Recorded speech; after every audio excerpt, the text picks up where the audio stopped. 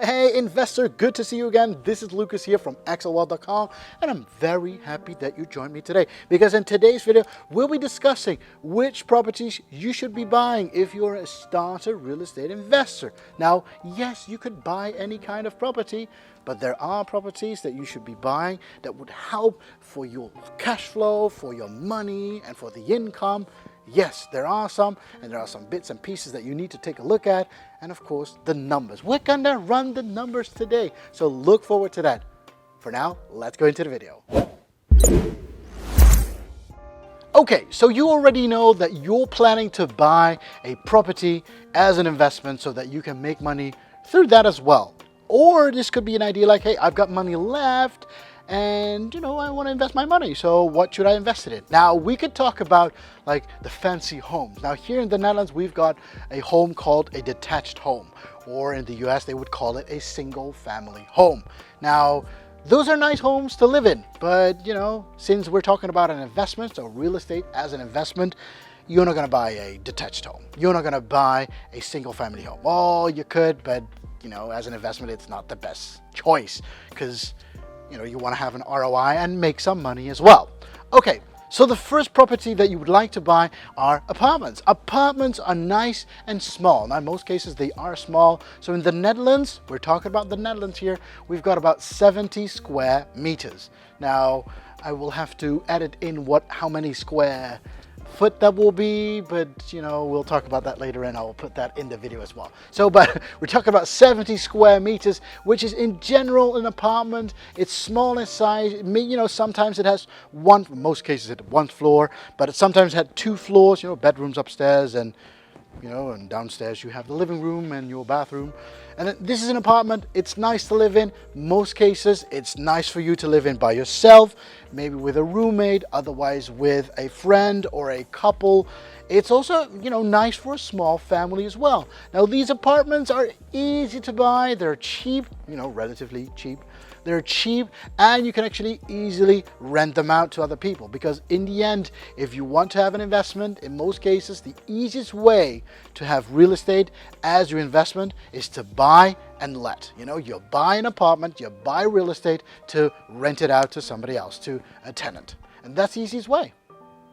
Now, when you take a look at these people, they, in general, they live in these apartments for at least 1 to about 4 years. Why? Because, the size is still small and people are like, yeah, I don't have a garden and, I don't have an outside. I have a balcony, but that's the only thing. But I would like to go outside and I would like to have a little bit more space. So yes, apartments is a great property to start out with as a real estate investment. Now, the second property that you could buy is a townhouse. Now, that's what they call in the US a townhouse. We would call it a terraced home, like a whole block of homes, and then sometimes you lived in between home, and sometimes you live on the cornerstone of the home, like the corner homes. And here in the Netherlands, at least here in Europe, we would call them terrace homes, because it's like a terrace and then you have all these blocks.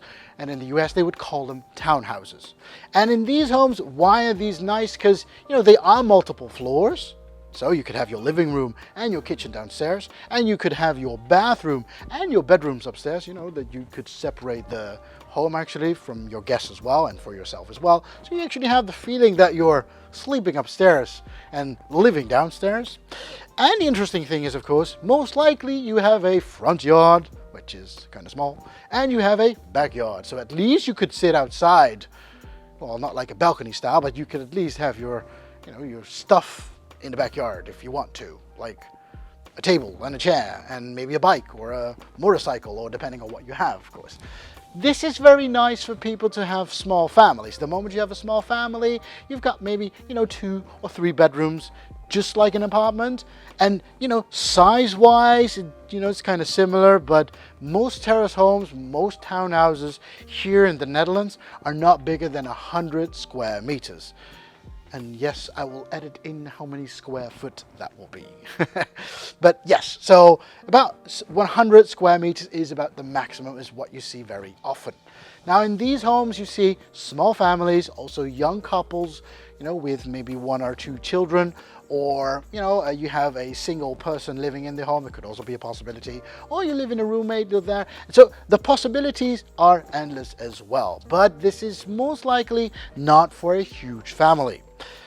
People tend to live here somewhere between 2 and 6 years. Now, yes, these are, they tend to live longer here because it's easier and it has more possibilities compared to an apartment. And yes, you live downstairs, so it's easier for your car to park in front of the home, and the moment you want to have your groceries taken in, you just walk up and down to your car, which is a lot easier compared to going up in an apartment, because in apartments you don't always have an elevator.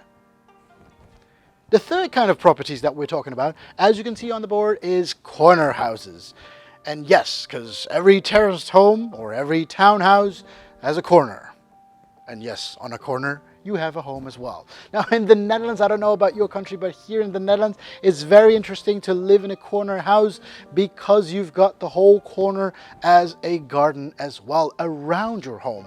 Now, as you can see, and most likely, these homes therefore are already more expensive. Now, if you want to be investing in a corner house, good for you. And that's great. But the thing is, they are slightly more expensive because most likely, just because they're on the corner, you most likely have an extra window on the side as well, which is great for lighting, of course. But the thing is, hey, more windows, people will charge you more for that. So in an investment, this could be the most expensive home that you might be buying because, it has more possibilities again compared to the townhouse, compared to the terrace homes. More possibilities, again, for people to live in it. If you have tenants, they will live in it far longer. Now again, in general, they will only live from 2 to maybe 8 years long. If I take a look at my tenants who live in my corner homes, yes, they stay until about, 6 to 8 years. Is that on average? Yeah. Is that on average compared to other people? Yeah, they could be living in there for a year and then move out again. That could be possible. But that also depends, of course, on how you treat your tenants, but that's going to be in a whole different video. So the moment you're doing an investment in real estate, it's always important to look at the return on investment. So the ROI is so important. So no matter which property you pick to invest your money in, no matter which property you think, you know what, I'm going to put my money into this and let money work by itself and grow over time. Now, it's totally fine. But the thing is, which one fits you best? It really depends on where you are in your life. If you're saying like, you know what, I'm buying my first property, then stay with the apartments because those are easy to, to rent out to other people. But the moment you have slightly more money and you have, you're handy and you can fix up some bigger things as well, why not take a townhouse or a terrace home? And the moment you think, you know what, I have a little bit more money again to spend on a property because in the end, I want my tenants to live longer in my homes.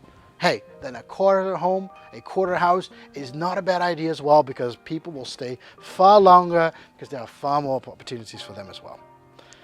I thank you very much for watching today's video. If you liked the video, of course, don't forget to like that video as well. Don't forget to hit the like button. And of course, subscribe button. There will be a little puppet here that pops up saying to you, subscribe and hit that notification bell as well. I thank you very much. I'll see you in the next Happy Investing.